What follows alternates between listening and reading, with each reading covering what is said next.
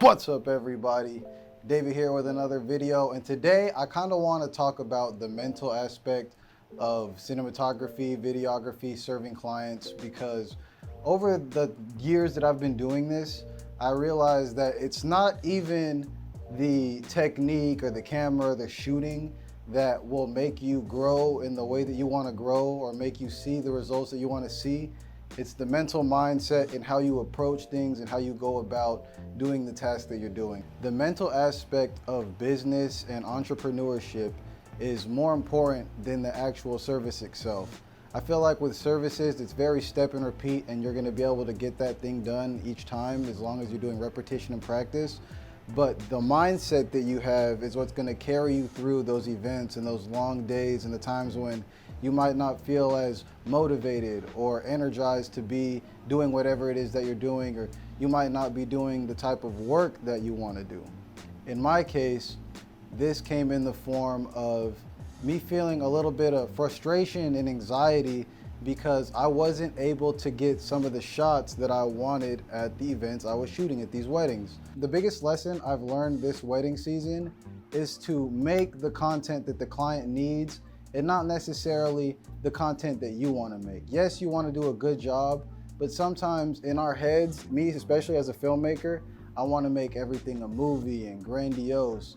And sometimes at events with the hustle and bustle and schedules colliding, you don't always necessarily have time to do the things that you want to do.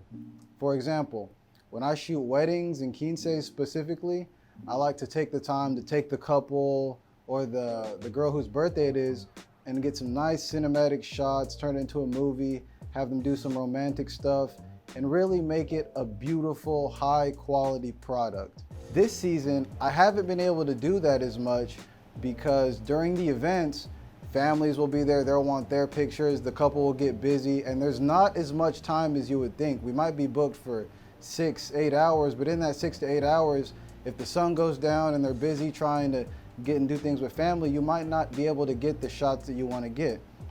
Of course, I'm always going to get the dances and the speeches and the main things, but to make it special and make my brand stand out, I want to get those special shots. And so this year, because of scheduling, I was not able to get those special romantic shots at each event. And for a little while, for the first probably month, honestly, it was a long time, I was feeling very frustrated and anxious because in my head, I'm thinking, oh, they're not gonna like it.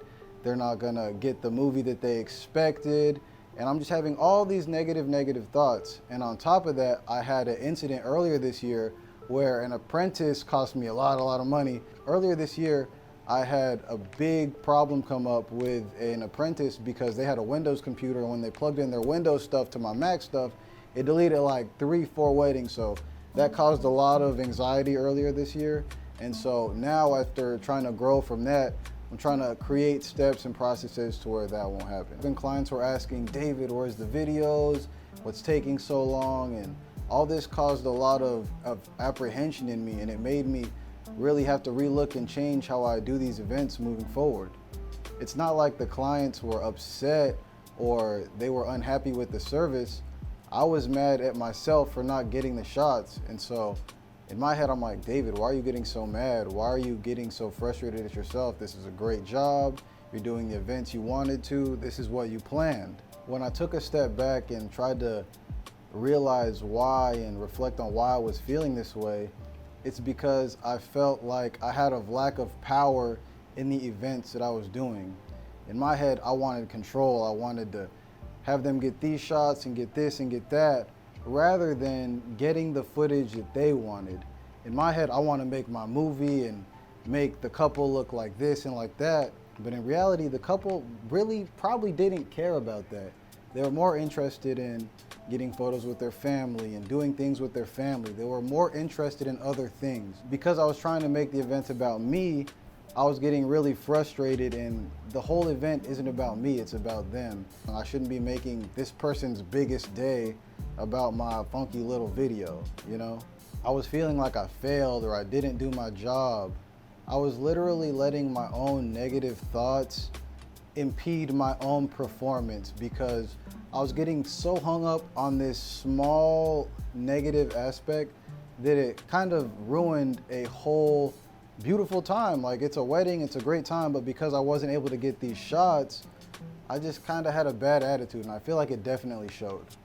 And if I want to take this deeper and get into what the problem really is, the problem just kind of stems from me not having a big enough vision and thinking big enough. It could be very frustrating not seeing the growth that we want to see immediately. Don't stop. Stay persistent, stick with the plan. And if you don't like what you're planning, or you don't like where your plan is going, take a step back. It's gonna take a lot of time. Reevaluate the plan and keep going. You can't be mad that something is the way you don't like. If you don't like something, get rid of things, change things, make adjustments, and things will eventually go in the direction that you wanted to, or a direction that you didn't even see coming that's better than what you originally thought you was gonna get. At the end of the day, gratitude and thankfulness is the key to all of this. I feel like a lot of my frustrations and anxiety came from me just not being thankful for the things that I had, and I wasn't taking full appreciation and full care of the things that I had. So I'm taking this time to really focus on my growth and personal development, getting my mental right. I focus so much on the technique and skill and my actual craft that I may have neglected the mental aspect. So right now, I would definitely say, if you want to improve whatever it is, business, entrepreneurial pursuit, the mental game is the most important thing of the whole process. Without the right mentality, you will be stuck dead in the water. You ain't going nowhere. So be grateful, have gratitude, be thankful, and just continue to do your best, man. Do your thing. More affirmations for me, more affirmations for you, and see you on the next one. Peace.